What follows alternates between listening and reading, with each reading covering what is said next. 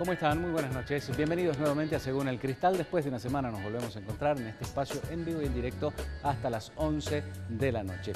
Hoy vamos a hablar con dos invitados. Uno de ellos es Martín Pérez Estrada, director de Migraciones de Salta, acerca de la publicación que se ha dado a conocer hace algunos días nada más en el Boletín Oficial de la Nación sobre el posible ingreso de unos 4.000 refugiados sirios. Ustedes saben, tras la guerra interna que se da en ese país, mucha gente ha comenzado a huir, obviamente, hacia distintos países y llegan, obviamente, en condición de refugiados. La intención del gobierno de Mauricio Macri es poder contener a unos 4.000 de ellos aproximadamente, de acuerdo, como decía, a lo que se ha sido publicado hace pocos días en el Boletín Oficial.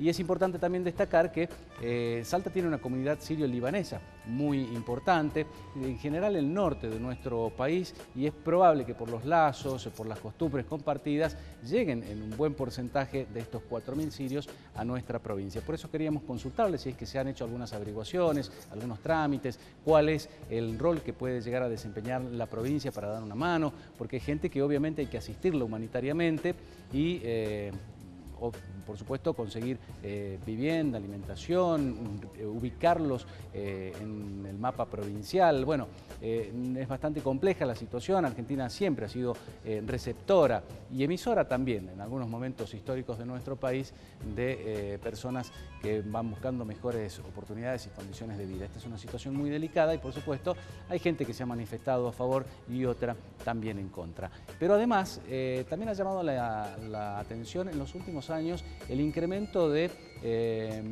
ciudadanos pertenecientes a Colombia, la presencia en Salta que particularmente en el norte de nuestra provincia ha formado una comunidad bastante importante, muy importante en cuanto a su número y también a su actividad. Muchos de ellos dicen están vinculados al negocio del préstamo de dinero. Vamos a conocer cuál es la situación de los colombianos, si es que hay un número en concreto que maneje la provincia sobre la presencia de ellos aquí, cuál es puntualmente la actividad que están desarrollando y la situación migratoria en la que se encuentran.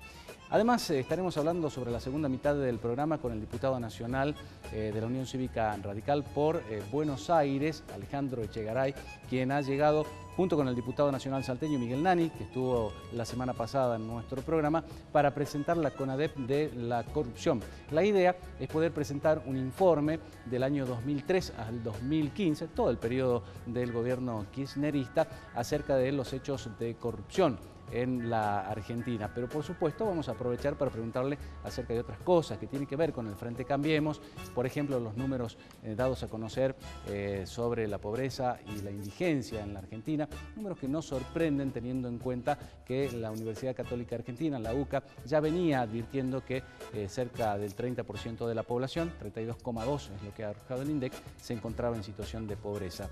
Hablaremos de eso, hablaremos también de lo que tiene que ver con la marcha de la economía en general, el paro de la CGT anunciado para los próximos días y las elecciones del año que viene, que es un punto de inflexión y una prueba de fuego para esta coalición de gobierno. Así que tenemos un programa muy interesante por delante. En lo local lo vamos a dejar de lado, ha sido tratado por los medios, pero el hecho político de la semana tiene que ver con el alejamiento del ministro de Salud Pública de la provincia, Oscar Villanugués, y en su reemplazo, alguien que ya venía desempeñando hace algunos años ese cargo, el de ministro de Salud Pública, el doctor Roque del Rosario Mascarello, quien, como decíamos, fue ministro durante la gestión de Juan Carlos Romero, también se desempeñó en el área de Servicios de Salud, secretario de Servicios de Salud, y últimamente estaba al frente del directorio de Aguas del Norte. Comenzamos con el programa entonces y lo saludamos a Martín Pérez Estrada, quien ya se encuentra en los estudios. Martín, buenas noches, bienvenido. ¿Qué tal, Agustín? Muy buenas noches y gracias por invitarme. Un gusto, ¿eh? Hace mucho tiempo que no lo... Hace unos cuantos años, la última vez creo que fue cuando fui candidato a concejal en el año 2013. Exacto, tal cual, tal cual. Bueno, pasa rápido el tiempo. Hoy al frente de migraciones, y es delicado en nuestra provincia en particular, porque bueno, tenemos una amplia frontera internacional y que es bastante permeable en general, incluso con el tema del contrabando, el narcotráfico, el movimiento intenso que tienen nuestras fronteras, donde los controles no son muy exhaustivos por parte de las fuerzas nacionales de seguridad principalmente, ¿no?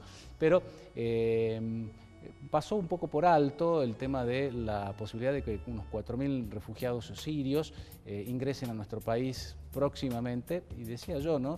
Teniendo en cuenta que el norte de Argentina ha recibido en su momento una importante comunidad siria y es posible que puedan muchos de ellos venir a vivir a Salta. De hecho, en primer lugar, aclararle a la gente que la delegación Salta de la Dirección Nacional de Migraciones es un organismo que depende del Ministerio del Interior de la República, no es, digamos, un organismo provincial. Es un organismo nacional que, digamos, exacto, nosotros somos los representantes del Director Nacional de Migraciones en Salta. Sí, sí. Hecha esta aclaración, es como vos decís, Salta es una provincia que limita con Bolivia, Chile y Paraguay, tenemos pasos fronterizos, tenemos una frontera muy vasta y en todos los pasos habilitados obviamente hay personal de migraciones haciendo el control. Con respecto al programa Siria, el programa Siria es un programa que se implementó en el año 2014. Tenía después de sucesivas prórrogas, la última no tiene fecha de vencimiento, sino que se lo habilita justamente al Director Nacional de Migraciones a mantener vigente el programa Siria en la medida en que continúe vigente el conflicto en Siria. Claro. ¿Sí? Sí. Es decir, no tiene una fecha determinada como eran años anteriores, que vencía el 31 de agosto y así, sino que ahora es mientras se mantenga permanente el conflicto en la República Siria. Pero sí hay un tope, un cupo, digamos, de cantidad de ciudadanos sirios se estableció en la normativa que era un determinado número. El presidente Macri en su participación en organismos internacionales dijo públicamente que él hablaba de 3.000 sirios. De hecho, ya hay trámites hechos desde el año 2014. Acá hay una estadística interesante. Salta es la segunda receptora de sirios. Primero es el gobierno de la ciudad autónoma de Buenos Aires, claro, o trámites que se hayan hecho en sede central de migraciones. Salta es la segunda delegación que tiene trámites en cantidad. ¿De cuántos estamos hablando? En el año 2015 estamos hablando de 54 trámites y en lo que va del 2016 tenemos 17 trámites. ¿Sí? Versus 208, comparado con un total de 288, casi 300 trámites, Salta tiene casi la tercera parte. ¿Sí? ¿Y cuánto esperan que a partir de esta apertura, si se quiere, ¿no?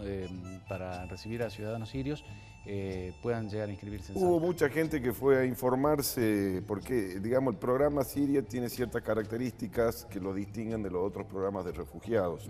Acá exige que haya una persona en Salta que sea el llamante o una organización que sea el requirente.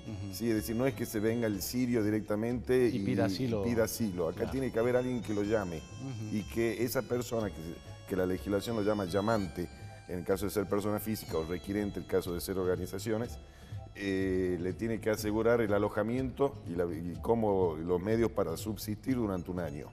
¿Sí? Es decir, no es que viene acá y viene sin nada, ni tiene a dónde alojarse, o es el Estado el que tiene que darle alojamiento y todo eso. Para eso está la figura del llamante o requirente, que es él el que dice, quiero que venga fulano o mengano, porque tengo cierto parentesco con él. Claro. O por funciona como un garante de alguna manera. Exactamente. De hecho, ya inclusive me tocó ver un caso la semana pasada, sin identificar obviamente a la persona, que ya había hecho el trámite de la llegada de un refugiado sirio y ahora estaba haciendo las gestiones para traer un pariente de ese refugiado que había incorporado. En ese sentido, digamos, la Dirección Nacional de Migraciones cumple de esta forma con los objetivos que tiene, que es también el de naturaleza humanitaria. Claro. ¿Sí? No nos olvidemos que Argentina es un país que se construyó básicamente con inmigrantes a través de las distintas corrientes migratorias que hubo a lo largo de su historia. Como vos también decías, hubo emigrantes, gente que emigró por distintas situaciones políticos o económicas, pero digamos el flujo de gente que entra y que sale es permanente en Argentina. Durante este año que están bajo la tutela del llamante, de esta suerte de garante que usted hacía mención, ¿puede trabajar el ciudadano sirio? El ciudadano sirio, cuando se le otorga una residencia, que en este caso es una residencia temporaria, tiene los mismos derechos y obligaciones que un ciudadano argentino, ¿sí? Por el tiempo determinado que se le otorga. Se le otorga por 2 años con posibilidad de prórroga e inclusive, si cumple con los requisitos, de obtener la residencia permanente. En ese sentido, la Dirección Nacional de Migraciones le asegura, digamos, el acceso a todos los derechos que tiene, pero también es importante que sepan, no solo en el caso del programa Siria, sino todo inmigrante en general, que no solo tienen garantizados los derechos, sino que también tienen que cumplir con sus obligaciones, porque si no la mesa tiene una pata más corta que la otra. Claro. El inmigrante tiene los derechos garantizados. No es una por beca para que esté en Constitución. el país. No debe ser una beca. El Estado tiene que darle, digamos, o destinarle el mismo esfuerzo en garantizarle sus derechos, destinar el mismo esfuerzo para que el inmigrante cumpla con sus obligaciones. Bueno, allí mucha gente se ha expresado en contra y dice, primero resolvamos los temas nuestros que quedan pendientes, desempleo, acceso a la salud, a la vivienda. ¿Qué pasa en estos casos? ¿Cómo se puede llegar a distribuir de manera que no perjudique a muchos argentinos la llegada de inmigrantes, que puede llegar a ser, no es masiva porque no es un número demasiado importante? No es importante, porque no es de golpe, es paulatino. Es paulatino. Como te digo, de 2 años han entrado 300. Pero pueden empezar a ir a la escuela, obviamente requerir servicios sanitarios. De hecho. ¿Cómo se va a trabajar en ese sentido, ¿no? Como para decir, bueno, acá está saturada tal escuela, lo podemos ubicar más bien en tal otra, ¿no? Claro, ¿Se contempla una cosas, correcta no? política migratoria debería, y eso está trabajando la actual administración, debería no solo recibir a los inmigrantes, sino encauzarlos para aquellas regiones productivas, ver qué necesita cada región productiva y ver las capacidades e idoneidades de los que entran, y destinarlo allí, o decirle, bueno, vayan a vivir a tal zona porque funciona lo que usted sabe hacer, ahí lo puede desarrollar. Claro. Normalmente... Este no sería el caso porque están bajo no la es responsabilidad de alguien que ya está instalado. Exactamente, porque acá está la figura del llamante o requirente. Pero digamos, en lo que hace las corrientes migratorias en general, no hablemos solamente del programa Siria, sino de todo lo que vienen al país a establecerse, una correcta política migratoria es que no se instalen en cualquier lugar, sino tenemos los bolsones de pobreza en los grandes centros urbanos, ¿sí? Donde obviamente la gente que viene al país viene con cierta expectativa y que el hecho de instalarse en esos bolsones de pobreza, en esas villas miseria que tenemos en Buenos Aires, inclusive en Salta también, no cubre sus expectativas. ¿Sí? ¿Por qué? Porque obviamente está abarrotada las ciudades, las grandes ciudades, y no hay posibilidad de que surjan. Y en este caso terminan siendo refugiados al cuadrado. Exactamente, y a su vez muchos son ilegales, porque no tienen la posibilidad de cubrir los requisitos mínimos para estar acá. Es una bola de nieve, digamos, que cada vez se va haciendo más grande. Por eso, esto es obviamente algo que vino después de muchos años de trabajar así, de que entren, y problema de ellos donde se instalan. Una correcta, como te decía, una correcta política migratoria es que el Estado debe decirle, bueno, estas son sus idoneidades y sus capacidades, eso es requerido en esta zona del país. Claro. Y tratar de dirigir las corrientes migratorias donde realmente le haga falta. Después de la crisis del año 2001 en nuestro país, que muchos ciudadanos argentinos se fueron a España, por ejemplo, en algunos casos fueron recibidos muy bien porque buscaban población joven, porque lo tienen muy envejecida, y para trabajos que no querían hacer ellos, ¿no? Carpintería, albañilería.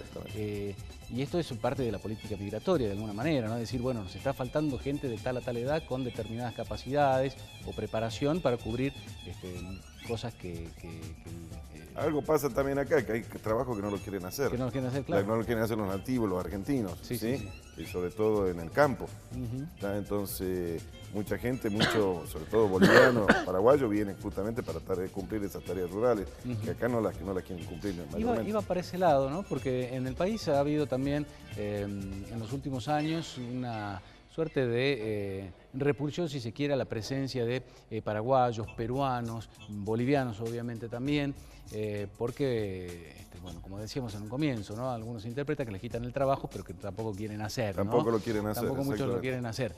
Discúlpame, mucho de lo que dicen eso, porque yo también lo escuché muchas veces, mucho de lo que dicen, ¿cómo van a permitir que entre gente de afuera? Mucho de lo que dicen eso son descendientes de inmigrantes. Sí, la mayoría, o sea, olvidan sus orígenes también, ¿no? Tal cual, la mayoría. Me refería a si todavía hay un sentimiento de rechazo, de segregación racial o étnica en nuestro país, que sea importante a tener en cuenta también y trabajar sobre eso. Sí, efectivamente, es básicamente un tema cultural también, ¿no? Y un tema de inseguridad de cada uno, de decir a la pucha, yo puedo llegar a perder mi trabajo porque viene alguien de afuera. pero eso ya hace un poco a la formación y a la educación y a la cultura de cada uno. En ese sentido, desde el área de migración poco y nada podemos hacer, simplemente cumplir la legislación. Hay otras reparticiones que trabajan sobre ese tema, como el INADI o el tema de la discriminación, las áreas contra la discriminación, pero es una realidad que es como vos las planteás. Pero también es cierto, se necesitan muchos puestos, o hay muchos puestos de trabajo que no los quieren cumplir gente que está acá, ¿sí? Que lo cumplen gente de afuera, trabajadores golondrinas, si no vemos el tema de la caña de azúcar, el tema del tabaco, el tema de los olivos en La Rioja y Catamarca. Generalmente en las economías agrícolas se ven este tipo de situaciones, ¿no? ¿Cómo están trabajando en el control de la migración fronteriza de aquellos ciudadanos de Bolivia fundamentalmente, que por ejemplo vienen hasta Salta, hasta nuestra provincia, Tartagal, Orán, se hacen atender en los hospitales y vuelven porque es gratis y allá la salud es muy cara? Sí, digamos, nosotros tenemos lo que hace la provincia de Salta, tenemos en la frontera con Bolivia, tenemos pasos fronterizos en Salvador Maza, tenemos en Agua Blanca, tenemos dos, uno que es del puente y el otro que se llama Chalanas, el de las barcazas que cruzan el río. Sí. Después, eso es con Bolivia. Estamos implementando el tema de la TVF, que se llama la tarjeta vecinal, tránsito vecinal fronterizo, donde con una tarjeta similar a un documento se le otorga a los vecinos que viven en un radio de 50 kilómetros de la frontera, de ambos lados, la posibilidad de entrar y salir, digamos, con un trámite mucho más flexible o más rápido, más ágil. Obviamente, como yo te decía, todo lo dice la Constitución, lo dice la ley migratoria, la 25871, todo extranjero que ingresa tiene garantizadas todas las prestaciones básicas mínimas, como es la salud, la educación y todo eso. No. Nosotros lo que hacemos es el control de que quien entra no esté impedido para entrar, como así también que no salga alguien que tenga prohibida la salida. Exacto. Ese es básicamente el control que hace Migraciones. Todo queda registrado en los sistemas informáticos que tenemos, que están interconectados con los de todo el país e incluso con bases de datos del exterior en lo que hace a Interpol y captura de personas. Pero, digamos, todo lo que hace a la recepción o a la prestación de los otros servicios, salud, educación, migraciones, no, eso ya depende por cada una de las áreas. Lo que sí nosotros controlamos que el ingreso y el egreso de la persona se haga sin, digamos, que no entre ni salga gente que no debería estar, que tiene. Claro, porque por ahí es alguien que viene a hacerse un tratamiento, no es que estando en tránsito en nuestro país le pasa algo y necesita ser atendido y que obviamente, me imagino debe ser el espíritu de la Constitución, ¿no? Brindarle una asistencia humanitaria a alguien que está en tránsito en nuestro país. Pero aquel que viene a hacerse específicamente, a atender en un hospital, nos pasaba al revés, cuando íbamos a Bolivia, y creo que nos pasa lo mismo ahora, ¿no? Y que generó mucha bronca en la gente, sobre todo con la falta de combustibles que cruzaban la frontera, y si compraban lo hacían 10 veces más caro. Yo tuve que ir a Los Toldos la semana pasada porque se habilitó el paso fronterizo de ahí, de la zona de Los Toldos. Y para ir a Los Toldos hay que hacer 150 kilómetros por territorio boliviano y volver a ingresar a la Argentina, y tuve que llevar los bidones de combustible, porque no nos venden combustible. Esas son las asimetrías del sistema que dan mucha bronca, muchísima bronca, porque nosotros somos muy generosos. ¿Sí? Algunas veces podemos llegar a pensar que somos demasiado generosos por buscarle un calificativo apropiado, y no es recíproco en ese tema. ¿Y se ha avanzado en conversaciones con las autoridades de otros países? Permanentemente. ¿Y qué dicen? ¿Están dispuestos a...? Sí, pero tampoco depende de ellos. ¿Es una cuestión cultural? Es una cuestión cultural. Nosotros, pues yo vengo, por ejemplo, de Tucumán, que se hizo el martes y miércoles una reunión, digamos, el Comité de Frontera del NOA argentino y el Norte Grande chileno, donde justamente se intervienen todas las reparticiones, todos los organismos que tenemos competencia en esta materia, aduanas, SENASA, Gendarmería y sus pares chilenos, y esto lo mismo pasa también con la República, el Estado Plurinacional de Bolivia, pero hay cosas que obviamente no depende del Estado directamente, ¿sí? Como por ejemplo el precio del combustible, o que una estación le quiera vender o no le quiera vender. Sin lugar a dudas, si el Estado se pone firme, las cosas cambiarían, pero no es así. Hay que afinar un poquito el lápiz. Y realmente da bronca. Hay que afinar quizás un poquito el lápiz con eso, ¿no? El hecho de decir, bueno, ¿usted qué viene a hacer a la Argentina? Bueno, vengo a visitar a un familiar y tengo un problema y necesita ser atendido en un hospital, en un centro de salud, es una cosa. Claro. Y otra cosa es que venga porque le resulta... más económico. Hay cuidado con una conveniencia económica. Tal cual. De hecho, los inspectores migratorios que están en los pasos fronterizos, que es gente idónea, capacitada y con muchos años de experiencia... ya tienen olfato. Ya tienen olfato para estas cosas y de hecho, si le dicen, no, vengo de turismo, bueno, ¿a qué hotel vas a ir? ¿A qué lugar turístico vas a ir? ¿Cuánta plata traes? Claro. Entonces, cuando ya empiezan a renguear en ese tema, se les rechaza la entrada. Y así pasa, ¿sí? No solo en los pasos salteños, sino en general así está adiestrado el inspector migratorio de la Dirección de Migración. Comenzó a radarizarse finalmente la zona fronteriza norte de nuestro país. Es una inversión que va a llevar obviamente su tiempo y poner a punto, ¿no?, todo el funcionamiento. ¿Existe por parte del Gobierno Nacional la misma voluntad en materia migratoria? Por supuesto. Nosotros estamos, primero se está cambiando el equipamiento informático de todos los pasos fronterizos. Se llevó equipamiento nuevo en el paso de Salvador Massa el mes pasado. Se está equipando permanentemente los pasos. Lo que pasa es que tapar todos los agujeritos de un colador lleva tiempo. Es una frontera muy Este fue un colador que se fue construyendo, entre comillas, durante muchos años. Queda mucho por hacer, pero se hizo mucho en estos tiempos. Se hizo muchísimo en este tiempo, pero no quiere decir que ya estemos bien. Queda muchísimo por hacer y cualquiera que vaya, por ejemplo, a Aguas Blancas, se da cuenta que falta mucho por hacer. Claro. ¿Sí? No tanto en el área de migraciones, sino en el área de los controles de gendarmería. Pero se está trabajando en eso. Hace un tiempo atrás, un año, dos, había habido un problema fronterizo, ¿no?, de que Bolivia había avanzado un poco su frontera sobre territorio salteño y había incluido una escuela, si no me equivoco, parte de una comunidad, alguna familia. Eso era porque el río cambió, digamos, el curso y el río, el límite. ¿Qué pasó con ese tema? Y estamos hablando de ciudadanos argentinos que quedaron del otro lado.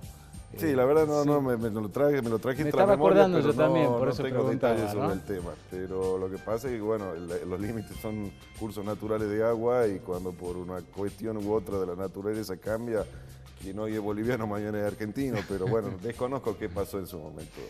¿Por qué hay tantos colombianos en Salta? Buena pregunta. Colombianos es la segunda colectividad en Salta en estos momentos, después de Bolivia. ¿Después de Bolivia la segunda? Por lejos, o sea, hay mucha diferencia, pero es la segunda colectividad. En el norte muy llamativo, digamos, Pichanal, hay barrios enteros de colombianos.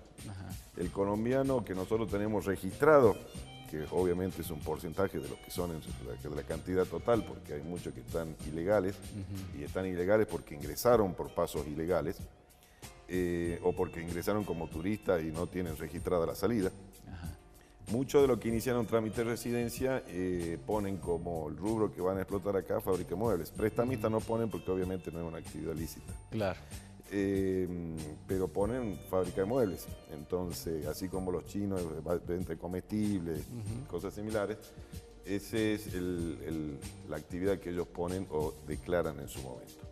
Nosotros de la Dirección Nacional de Migraciones lo que hacemos son los denominados operativos de control de permanencia, donde una vez que se le otorga a algún ciudadano, no solo colombiano, sino de cualquier nacionalidad, se le otorga una residencia, con el tiempo después verificamos que siguen vigentes los parámetros por el cual se le otorgó la residencia. Por ejemplo, la actividad que realizan y todo eso.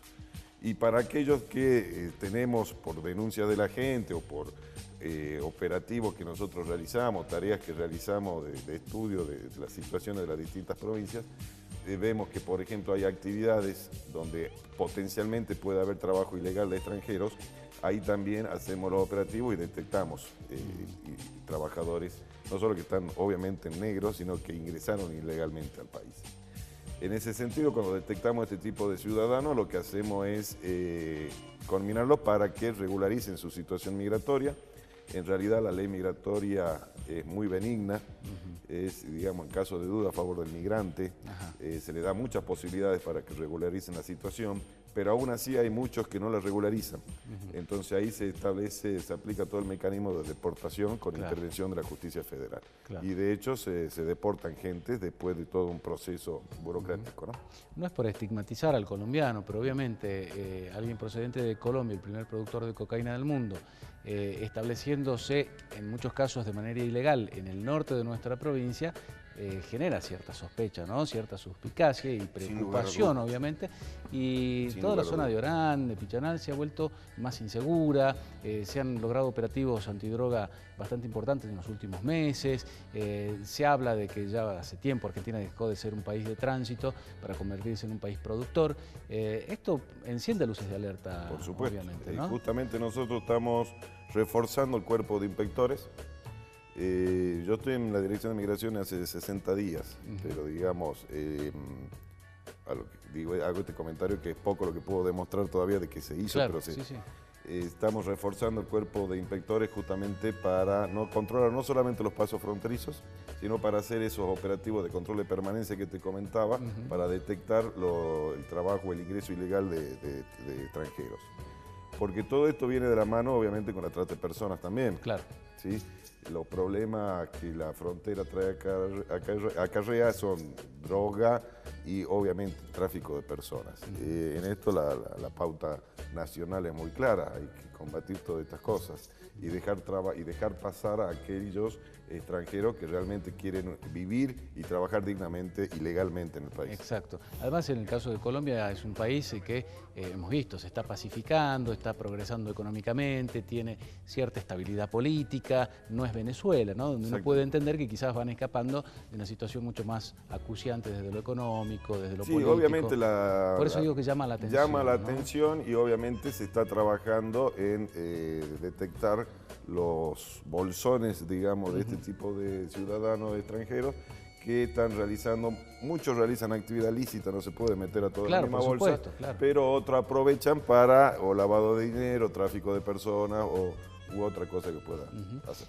Vamos a ir a otro tema porque se vienen las vacaciones, hay un gobierno distinto, el anterior había puesto muchas trabas para aquellos que querían salir al extranjero, para conseguir dólares, hacer determinados trámites. Hay nuevas directivas en cuanto a los requisitos que deben cumplir los ciudadanos para hacer un viaje al exterior. Digamos, los requisitos son, el tema de la facilidad para obtención de manera extranjera, eso ya está subsanado. Ya está subsanado, digamos, y fue menos traumático de lo que muchos esperaban. Sí, pero había que hacer mucho trámite para viajar claro, fue, digamos, un cepo cambiario que, digamos, no tenía gollete, era absurdo, ¿sí? Era absurdo. Y desde el punto de vista de los trámites para salir al exterior, digamos, la legislación era la misma, lo único que se agilizaron al establecer nuevo equipamiento informático, nuevas ventanillas con cuerpo de inspectores en los pasos fronterizos, es mucho más ágil. Justamente en esta reunión que hubo en Tucumán con gente de Chile y de Argentina, ya se está trabajando para que en el caso del paso de Jama, que va a haber un gran aumento de caudal de autos en el periodo de vacaciones, ya se está pensando cómo hacer para agilizar el trámite y no haya largas colas. Claro. ¿Sí?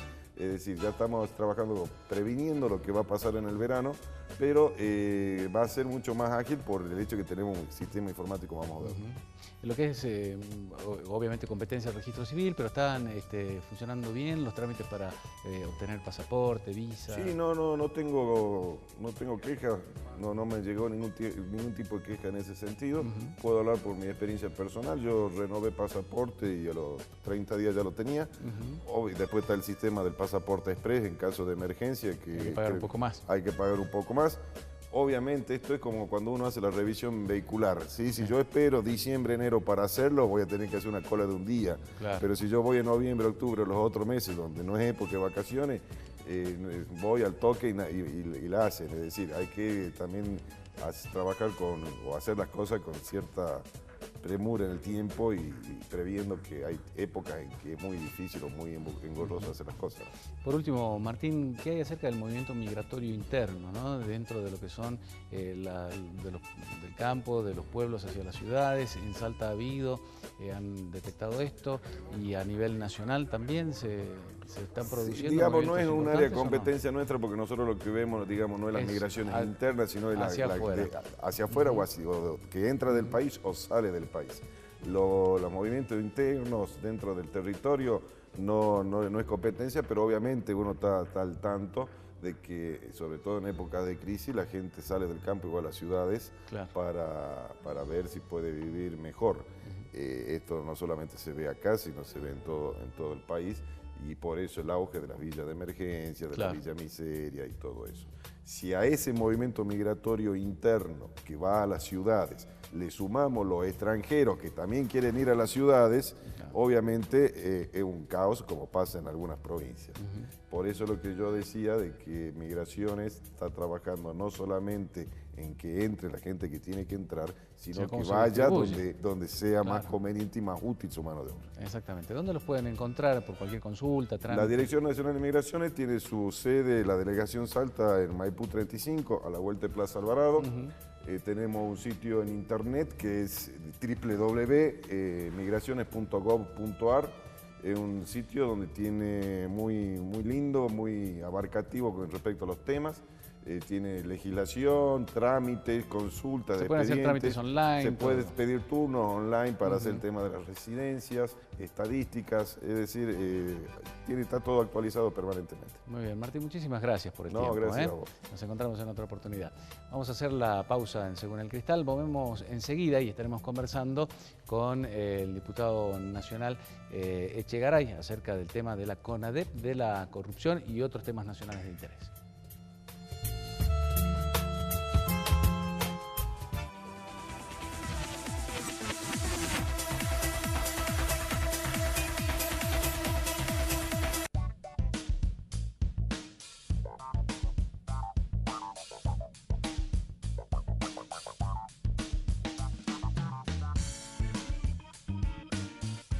Ahora en Salta, CTC Seguridad, una empresa argentina dedicada a la seguridad privada, seguridad física, custodias móviles, sistemas de seguridad electrónicos. Solicitar presupuesto al teléfono 421-6060. Email info@ctcseguridad.com.ar. Al mediodía, el resumen informativo está en C4 Noticias, primera emisión. Lo que pasa en Salta, noticias locales, panorama nacional e internacional, deportes y el análisis de los especialistas. C4 Noticias, primera emisión, con la conducción de Valeria Jury y Agustín Gómez Augier. De 13 a 14 por Canal 4.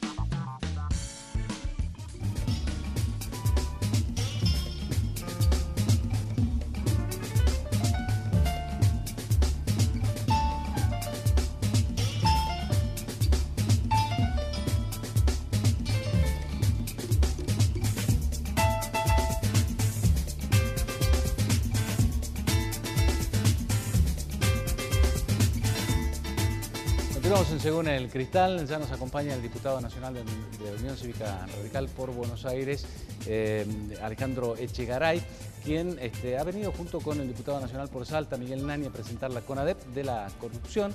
Vamos a charlar con él, le damos la bienvenida. Gracias por estar. Un placer. Vienen de la presentación ahora, ¿no? Que se hizo a las 8 de la noche. Hemos estado en distintos ámbitos en la universidad, bueno, haciendo prensa durante gran parte de la tarde. Sí, hemos tenido una agenda bastante interesante, activa. Bien movida. ¿Y esto lo están haciendo en otras provincias también? ¿Lo están presentando este proyecto de ley? Estamos comenzando, lo tengo comprometido al diputado Nani, que ahora me acompaña en la provincia de Buenos Aires. Yo soy de La Plata, de la ciudad de La Plata, así que seguramente vamos a continuar en una actividad similar a esta en el ámbito de la provincia de Buenos Aires. Y luego, por supuesto, aspiramos a que tome tratamiento parlamentario en las comisiones y pueda darse un buen debate sobre esta temática y en particular sobre este instrumento, pero no nos negamos ni nos cerramos a que es esto o nada, que claro, esto está abierto como para poder ser enriquecido, claro, mejorado. recibir otros aportes. Exacto. El propósito es elaborar un informe de lo que es la corrupción en Argentina del año 2003 al 2015, es decir, todo el periodo kirchnerista. ¿Por qué este lapso de tiempo? Bueno, primero y principal, existe una situación de excepcionalidad en la Argentina y existe una fuerte sospecha de que funcionó en ese periodo un sistema orquestado sistemático de saqueo del Estado, precisamente, y fundamentalmente por esta situación de excepcionalidad y por haber funcionado en el marco de una permanente presión a la justicia, además de que los jueces, muchos de ellos no estuvieron a la altura de las circunstancias y no investigaron, cajonearon las causas, no movilizaron la situación de todas estas denuncias, es que proponemos que por esta situación de excepcionalidad sea investigada esta etapa porque existen fuertes sospechas de parte de toda la sociedad de que fuera una matriz sistemática de corrupción enquistada en distintos poderes del Estado y que también comprometía a particulares, porque por supuesto, como sabemos, que algunos que eran empleados de bancos se enriquecieran en 10 años y fueran los principales terratenientes de la Patagonia, o otros que actualmente aparecen tirando bolsos por arriba de los tapiales de los conventos, hayan sido importantísimos funcionarios de primera línea en el anterior gobierno, nos lleva a pensar de que para encontrar verdad y justicia deberíamos hacer algo similar a lo que se hizo a la salida de la dictadura cuando se armó la CONADEP por los derechos humanos, claro, que produjo un informe que no reemplazó a la justicia, porque no es el objetivo, ni fue el objetivo entonces, y que generó un informe que fue puesto a disposición de los jueces, que son los que en última instancia tienen que definir los grados de culpabilidad, las penalidades y muchas de estas cuestiones que creemos que sobre las cuales hay que echar luz y todos los ciudadanos necesitamos saber la verdad. Es decir, es un informe que se va a poner a disposición de la justicia, pero también estará a disposición del Congreso para determinar estas posibles responsabilidades que puedan existir y también de los medios de comunicación, que a diferencia de lo que fue el informe de la CONADEP en la época de la dictadura, hoy en los medios de comunicación, en las redes sociales cobra mucha más importancia todavía, seguro, ¿no? Para que el conocimiento de la sociedad diga.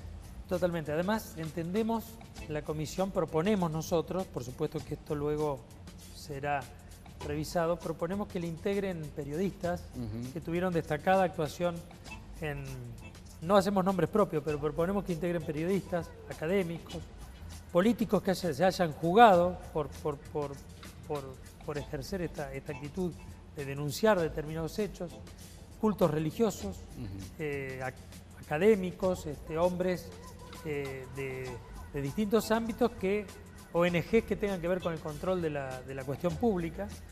O sea que lo que proponemos es que haya una instancia que genere confianza hacia la sociedad y esa confianza pueda redituar en aparición de nuevas denuncias, de nuevos elementos, de realización de investigaciones que luego puedan ser puestas a disposición de la justicia y que signifiquen un nunca más a este sistema de corrupción que existió o que creemos que existió durante todos estos años.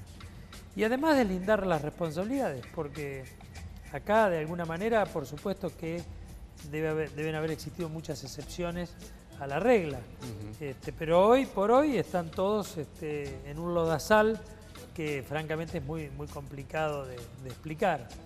Así ¿Creen que van a tener éxito en el Congreso, en las distintas bancadas, teniendo en cuenta que muchos no van a querer que se investigue, ¿no? Porque han sido parte, porque responden a determinados intereses y porque Cambiemos no tiene mayoría parlamentaria tampoco? Hay que decir, investiguemos a nosotros mismos prácticamente, en muchos casos, ¿no? Sí, totalmente. ¿Cómo van a superar este pequeño gran obstáculo? Desde el 10 de diciembre nadie tiene mayoría en la Cámara, por eso que las mayorías hay que construirlas con el diálogo, con el consenso, con la discusión. Y hemos votado así todo leyes importantísimas, como por ejemplo la Ley de Acceso a la Información Pública, que va a entrar en vigencia pronto, luego que se reglamente, y que nos va a permitir dar transparencia y que los ciudadanos, las instituciones, los periodistas, accedan a la información detallada de qué hacen todos los funcionarios de los distintos poderes del Estado. Otro proyecto que surgió y que fue votado y apoyado es la extinción de dominio para casos de lavado de dinero, corrupción, que tienen que ver con que no solamente paguen sus culpas con penas establecidas en el código, sino que devuelvan la plata. Que devuelvan la plata. Y esta ley también se votó. A juzgar por lo que está pasando en el Congreso, somos optimistas. Pero, por supuesto, resultados no podemos garantizar. Es utópico, pero a la vez también refleja a quien quiere participar o no, apoyando su voto, y aquel que tenga algo que esconder dirá que no y estará a la vista del público. En principio, con el diputado Nani, lo que tenemos es un compromiso con el cambio y la verdad. Y en ese sentido, lo que queremos es que este proyecto sirva de base para promover una fuerte discusión. Se convoque expertos, se traiga a muchos de estos actores, periodistas, a las comisiones y den su opinión. Porque lo que tenemos que hacer, me parece, desde la política es volver a escuchar y hablar menos. Y esto es una forma de escuchar.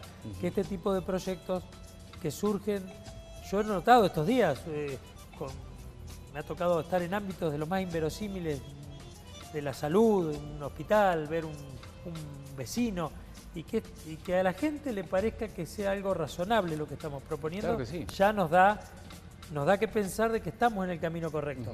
Por supuesto, no tenemos ninguna verdad consagrada y estamos dispuestos a aceptar todas las críticas al proyecto, mejorarlo, fortalecerlo, pero que en la calle esto está.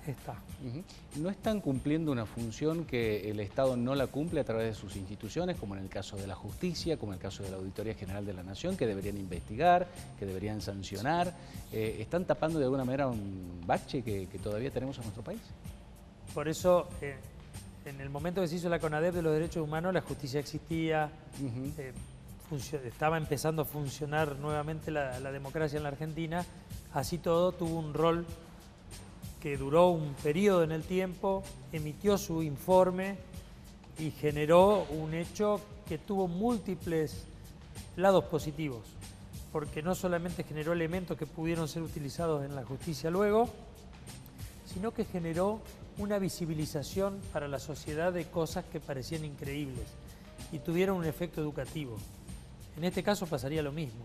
Queremos que produzca no un reemplazo de la justicia, que no se transforme esta comisión en un órgano de control, porque no es un órgano de control, es una comisión ad hoc que no tiene por objetivo de ninguna manera generar una estructura burocrática nueva de las tantas que han existido, para nada. No queremos nada costo oneroso del Estado y que produzca un informe de un periodo acotado en el tiempo. Y esperemos que para el futuro comisiones como esta no tengamos la necesidad de proponerlas nunca más, porque la justicia funcione efectivamente en forma independiente, sin ningún tipo de recortes a sus funciones, ni presiones, ni sobornos, ni nada que altere el normal funcionamiento de un poder del Estado. Por eso es que estamos hablando de que analice un periodo de tiempo y que funcione durante un periodo X de tiempo y luego se extinga, como ocurrió con aquella CONADEP. Claro. En relación a este tema en particular, también es bueno trabajar sobre la concientización del drama de la corrupción, porque en definitiva es lo que le falta después en el bolsillo de la gente, ¿no? La plata que se lleva la corrupción a distintos niveles y que lamentablemente parece estar naturalizada en la cultura nacional, ¿no? Porque yo siempre digo, todos de alguna manera somos corruptos cuando pasamos un semáforo en rojo, cuando nos quedamos con el vuelto del almacén, a mayor o a menor escala, ¿no? Hay una naturalización de la corrupción lamentable en nuestro país y que va a costar también poderla desterrar, ¿no? Ahí entra otra etapa. Hoy en el día surgió varias veces esto que vos decís y creo yo que nos plantea como sociedad que somos capaces de cosas muy loables, muy solidarias frente a la desgracia de las inundaciones o de... Sí. La sociedad se moviliza con con corazón y con mucha solidaridad. Pero también somos capaces de no respetar mucho las normas, de no tener un gran apego por la ley a veces. Y eso habla de que como educación hemos sufrido un retroceso importante y que hay que volver a fortalecer todos los aspectos del sistema educativo y de la educación en valores, claro, que nos vuelvan a instalar nuevamente con un diferencial importante. Otros países de la región respetan más las normas que nosotros, aún con niveles similares desde el punto de vista de las limitaciones económicas, claro, o de lo que pudiera pasar. Pero la verdad es que nosotros como sociedad tenemos que hacer un repaso de eso. Pero esto no quita que no tengamos que dar el ejemplo desde arriba, claro, desde la cúspide del poder, porque si no, de nada vale insistir con que es solo un problema de educación cuando llega alguien y lo único que tiene por cometido es hacerse del botín. Sí, y esto no debe funcionar más en la Argentina. En tanto y en cuanto la gente perciba de que el que llega viene a hacerse del botín, estamos fritos. Pero muchos lamentablemente siguen justificando y dicen, bueno, robaban pero hacían, ¿no? Tanto a nivel municipal como provincial o nacional, se escucha permanentemente decir eso. Es como que la gente dice, bueno, está bien, sabemos que de todas maneras va a robar, pero por lo menos hay una diferencia entre aquel que hace algo y el que no hace absolutamente nada. Y esto está mal, están ahí para hacer, ¿no? Para eso había surgido ya en épocas de Menem, del gobierno de Menem, y ahora se hablaba, no tanto roban pero hacen, pero se hablaba de que como que en definitiva robar estaba bien porque se hacía por el proyecto, por algo superior, el proyecto nacional y popular. Una patraña, digamos, una patraña para explicar lo inexplicable. Y tampoco hacían, porque salvo determinadas líneas, como por ejemplo en ciencia y técnica o en inversión pública en algunos sectores de la economía, pero la verdad es que fueron muy ineficientes. En la inversión de los ferrocarriles fueron un desastre. Se provocó ni más ni menos que la tragedia de Once. O sea que robaban y además no hacían y además moría gente. En materia de rutas, somos uno de los países con mayores niveles de muertes evitables por accidentes de tránsito, por el estado de nuestras rutas y por la situación. Lo sabemos bien, eso porque tenemos también índices altísimos. Índices elevadísimos. O sea, tampoco era que robaban y hacían, porque las rutas, salvo alguna excepción de alguna ruta muy particular, están destruidas todo el sistema argentino. Desde el punto de vista de los trenes, no hubo inversiones. El costo argentino para el norte, como lo que pasa en la provincia de Salta, por no tener un verdadero ferrocarril que pueda sacar los productos, han hecho algo mágico, que la soja, por ejemplo, que fue la vaca lechera de la Argentina durante tanto tiempo, dejara de ser competitiva en lugares como Salta o el norte argentino, producto de que el transporte se come gran parte de la ganancia. Entonces, no es que robaban pero hacían. Ya lo último robaban, pero robaban, digamos, no era que robaban pero hacían. Así que es relativo, por eso digo, salvo algunas excepciones donde nuestro gobierno ha continuado con las políticas, como por ejemplo en materia de ciencia y técnica, donde el ministro Barañao continúa, porque ahí puede existir en ese terreno una política de Estado y no todo estaba mal hecho. Al contrario, había cosas que estaban muy bien hechas. En otros aspectos, pero lo que es salud, lo que es educación primaria, secundaria, donde hubo fuerte inversión pero donde no se ven los resultados, realmente dejaba mucho que desear el modelo que estuvo imperando durante toda la década ganada, que ellos hablaban de la década ganada, pero en realidad fue una década, desde nuestro punto de vista, dilapidada. También la frase ojos que no ven, corazón que no siente, esto hizo el kirchnerismo con la pobreza, ¿no? La ocultó, dejó de registrar los índices, puso uno ilusorio, obviamente, y nos dimos con que lo que sospechamos todos, que la pobreza en Argentina es mucho más alta de lo que se informaba oficialmente, sin los organismos técnicos para tal fin.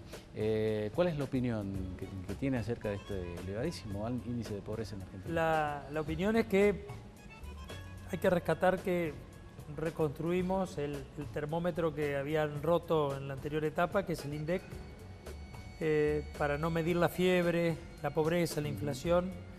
En el anterior gobierno optaron por romper el termómetro contra el piso y que todo el mercurio se desparramara por el piso. Este gobierno recogió el mercurio, lo volvió a armar al termómetro y el termómetro nos dice la verdad. es lacerante, que es dura, que genera una gran indignación, pero es la verdad. Si no partimos de la verdad, no vamos a cambiar para mejor, vamos a cambiar para peor. O sea, si este gobierno siguiera empeñado en tener ese termómetro roto, seguramente en poco tiempo no tendríamos el 32, tendríamos el 40, el 45. Ahora, el compromiso de la agenda de la política, de este gobierno, de los gobiernos provinciales, de los municipales y de todas las fuerzas políticas debería ser comprometernos con una agenda social y productiva para poder exhibir en el corto plazo de que de ese 32% podemos pasar a revertir la pendiente, ¿no? Y de ese 32%, ¿qué porcentaje creen que es el que se agregó de pobres con las medidas económicas que han tenido que ser tomadas, desagradables para la mayoría de los argentinos, obviamente, porque a nadie le gusta pagar de más, fundamentalmente con la cuestión tarifaria, ¿no? Y también con lo que ha sido la salida del cepo cambiario, el sinceramiento de la inflación en nuestro país, dejar de emitir billetes a troche y moche. ¿Qué porcentaje creen que ustedes, porque algunos dicen no, el gobierno de Mauricio Macri incrementó en un 23, un 25% la pobreza? Obviamente no se puede, ¿no? En 9, 10 meses hacer semejante desbarajuste por más medidas malas que se tomen. Pero ¿cuánto creen ustedes que han incorporado a esta franja de familias pobres las últimas medidas por las cuales hay que trabajar para volverlos a sacar? El sinceramiento de la economía evidentemente generó una situación compleja. No soy economista, no me animo a plantear en cuánto se pudo haber incrementado esto. Pero estas medidas que se tomaron de fuerte sinceramiento generan una nueva plataforma de despegue. En eso somos optimistas en cuanto a pensar que esto da condiciones como para que se vuelva a generar empleo real en la Argentina en el cortísimo plazo. Por supuesto, los plazos no pueden ser eternos, pero las condiciones de volver a sincerar la economía, de bajar el nivel de emisión, de bajar la inflación, de tener un tipo de cambio que sea un poco más competitivo, ha generado en el interregno, que debe ser lo más corto posible, ha generado un incremento de una situación no deseada, producto de que veníamos con una inercia además de alta inflación y de bajo nivel de crecimiento. Ahora tenemos que producir una nueva curva de crecimiento. Algunos atisbos, algunas luces se empiezan a ver. Obviamente los primeros resultados van a venir por el interior de la pampa húmeda, que es donde más se nota rápidamente la recuperación. Bueno, el campo ha repuntado bastante. Ha repuntado, pero con eso solo no alcanza. Claro. Aunque muchos llevan a pensar de que el campo solo moviliza muy poca mano de obra. La mano de obra agregada por el campo de la metalmecánica, de las fábricas de semillas, de las fábricas de fertilizantes, genera mucha mano de obra complementaria en las grandes ciudades también. Todavía no se nota porque reiniciar el proceso de crecimiento es algo que va a impactar en los próximos meses. La construcción, que es un elemento muy dinámico y que tuvo un alto protagonismo en determinadas épocas, se tiene que empezar nuevamente a partir de determinadas medidas a empezar a ver alguna luz en ese sentido. Y la obra pública es otro elemento dinamizador. Y este gobierno tiene un compromiso fuerte con las provincias en establecer una agenda de obra pública que devuelva a estas cuestiones que están faltando, cloacas, agua potable, el estado de las rutas, y todo eso genera mano de obra. Así que la situación es dura, es durísima, pero que creemos que este esfuerzo vale la pena para repuntar en el corto plazo. Tiene que Esperemos ser que sea así. Como decía, diputado, un esfuerzo que comience a dar sus frutos lo antes posible, no solamente por la situación que es desesperante en mucha gente, sino además también por la supervivencia política del Frente Cambiemos, teniendo en cuenta que tienen la posibilidad de un paro general por parte de la CGT próximamente, fin de año que siempre es difícil, porque es cuando más surgen los reclamos, y después ya un año electoral que se viene encima, en donde el Partido Justicialista comienza a agazaparse con su vocación histórica de persecución del poder, ¿no? Es un año difícil desde este punto de vista también, ¿no? El político y el de comenzar a mostrarle a la gente los resultados de este año 2016, en el cual se han incrementado las tarifas y ha sido muy difícil llegar a fin de mes para muchos argentinos, ¿no? Nosotros esperamos que un gobierno de signo no peronista no solo mejore todo lo que hay para mejorar, sino que llegue al final de su mandato, porque es algo que no vemos, yo no lo vi nunca, o sea, y no se ve desde épocas inmemoriales. Eso como primer elemento. Yo primero confío en que la inmensa mayoría de los peronistas de buena fe no quiere que esto fracase, porque también fracasan todos. Es pegarse un tiro en el pie para un gobernador peronista, para un intendente peronista. Apostar al fracaso de esto, a la larga, se genera una situación que no torna gobernable ni al propio peronismo. Así que yo confío en que la inmensa mayoría de esas fuerzas políticas y las demás fuerzas de la oposición van a apostar a no caer en ningún tipo de aventurerismo, como sí pueden tener algunos nostálgicos que creen que Macri es la restauración de la dictadura, la restauración conservadora, que hay que voltear a Macri. ¿Cómo? Se escucha desde algunos sectores que son claramente autoritarios, nostálgicos y que no aceptan haberse ido del poder por el peso de los votos, por la decisión del pueblo del que tanto se llenaban la boca. Pero esos son los menos. Yo confío en la voluntad de todos los que estamos en el Frente Cambiemos, pero también de todos los que están fuera de Cambiemos y que tienen buena fe y que quieren que el día que haya un reemplazo para este gobierno sea de la forma más natural, que a través de los votos, como ocurrió con el anterior gobierno. El anterior gobierno no se fue por ningún golpe, se fue por una decisión de los ciudadanos. Exactamente. Lo mismo ocurrirá cuando se dé normalmente la alternancia en el poder en el marco de la democracia.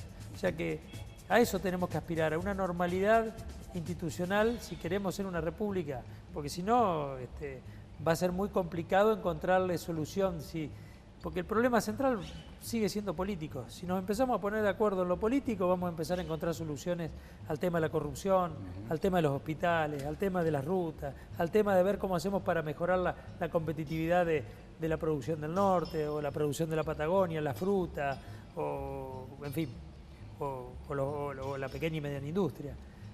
Pero si el problema político de vuelta empezamos al aventurerismo, seguramente que Argentina seguirá en una pendiente definitiva de caída y de decadencia. Esperemos que no. Yo confío que no. Sí, ojalá que no, claro. La última, diputado, cortita. Lo hablaba la semana pasada con Miguel Nani, que estuvo también en nuestro programa, y le decía, el radicalismo tiene una oportunidad histórica también, por lo menos desde Fernando de la Rúa a esta parte, de reestructurarse nuevamente, cobrar fuerza y ser una nueva alternativa en muchos lugares, como en Salta, en donde prácticamente había desaparecido, incluso había perdido en manos del Partido Obrero, tanto bancadas en el Consejo, en consejos deliberantes, como a nivel provincial, para poder, ser una alternativa también, ¿no? Como lo ha sido siempre el radicalismo, y que, como decía, de Fernando de la Rúa para acá no hubo demasiado, por lo menos los salteños no lo hemos visto, una propuesta sólida por parte de la UCR. La sociedad debe percibir que el radicalismo siempre se hizo cargo, digamos, de lo bueno, de lo malo, de lo regular, pero siempre nos hicimos cargo. Y en ese sentido atravesamos épocas muy difíciles. Usted ha citado el caso de Salta. Y Salta realmente es sorprendente, porque creo yo que efectivamente el radicalismo va conducido hacia el futuro de ser una alternativa real de poder y garantizar la alternancia en una provincia como Salta. En la provincia vecina de Jujuy ya ocurrió, así que ¿por qué no va a poder ocurrir en Salta? En ese sentido creo y confío que el radicalismo está muy vivo, está todavía con mucho por mejorar por delante, pero estamos infinitamente más comprometidos con la relación histórica que tenía nuestro partido para con la sociedad. Nuestro partido no podía ser un partido testimonial, tiene que ser un partido que busque, con otros sectores, que busque encontrar soluciones para la sociedad, en un municipio, en una provincia, en la Argentina. Y bueno, eso se hace disputando el poder, y no está mal decirlo, disputar el poder es disputarlo por la vía de los votos, de la democracia, y con proyectos.